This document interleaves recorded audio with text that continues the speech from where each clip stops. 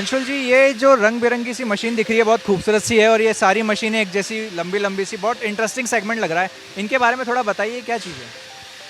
बस ये पीछे जो मशीन देख रहे हैं, ये फिश फीड मेकिंग मशीन है। दो इट इज़ लाइक आपके लिए सरप्राइज होगा कि फिश फीड क्या होता है। मैं आपको बताऊं मोहित जी, तो क्योंकि हम लोग तो वेजिटेरियन हैं, लेकिन हमारे देश के अंदर एक बड़ी आबादी नॉन वेजिटेरियन भी है। अब हुआ यूँ कि कोविड के बाद लोगों का भरोसा सी फूड के ऊपर ज़्यादा बढ़ा है। आप जानते हैं कि हमारे इंडिया के अलावा पूरा वर्ल्ड सी फूड पसंद करता है, और इंडिया के अंदर नेचुरली सी फूड में जो सबसे बड़ा सोर्स है वो है फ़िश।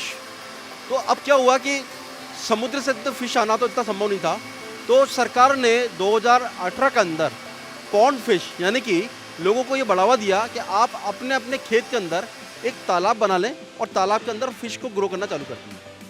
अब लेकिन इसमें चैलेंज ये था कि फ़िश का सीज़न 6 महीने का होता है, इसका एग्रीकल्चर का, तो उनके पास ये लिमिटेशन आ गई कि हमारा उस पर्टिकुलर टाइम के अंदर फ़िश भी बड़ी हो जानी चाहिए, यानी कि एक टाइम फ्रेम के अंदर फ़िश की ग्रोथ हो जानी चाहिए। मसलन कि अगर आप 4 ग्राम की फ़िश ला रहे हैं तो वो आधा किलो की फ़िश हो जाए या 1 किलो की फ़िश हो जाए 6 महीने के अंदर। तो उसके लिए एक चैलेंज था कि फीड आना चाहिए, उसके लिए फ़िश को सबसे बड़ा जो चीज़ चाहिए वो है प्रोटीन।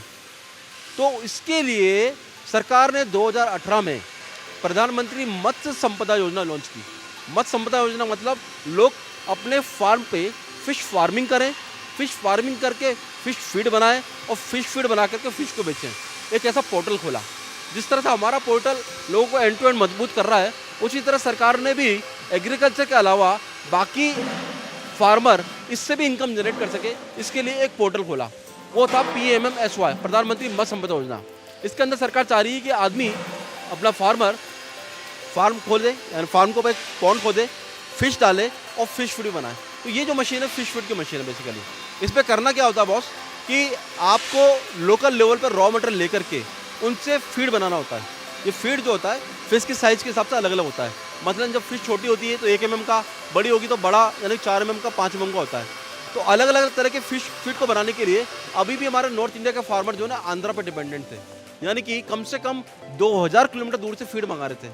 तो हम लोगों ने ये पोर्टल चालू करके यूपी बिहार के अंदर कम से कम 300 से ज़्यादा मशीनें लगाई और एक छोटे फार्मर को भी प्रोत्साहित किया कि वो अपना फिश फीड का प्रोडक्शन अपने फार्म पे करे, और कम से कम 8 से 10 रुपये पर केजी वो सेव कर रहा है। ये मशीनें हमारे पास 1.5 लाख के बजट से स्टार्ट है और करीब करीब 6.5 करोड़ तक के बजट की मशीन से।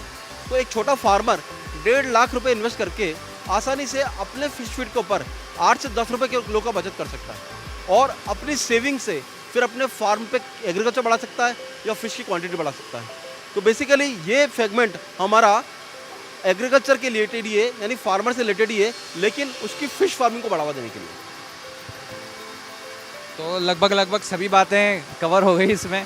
मेरे पास पूछने के लिए कुछ है नहीं।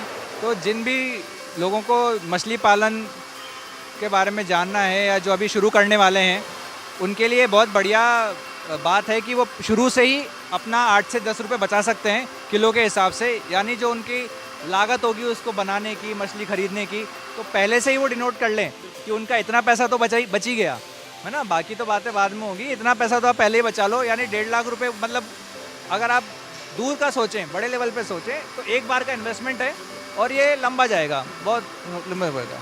तो सर ये बहुत बढ़िया सेगमेंट लगा। इसमें काफ़ी मछली पालन और वेज और नॉन वेज दोनों ही सेगमेंट इसके लिए फीड वाला काम हो गया। ठीक है सर, आइए नेक्स्ट सेगमेंट पे अपन मिलते हैं।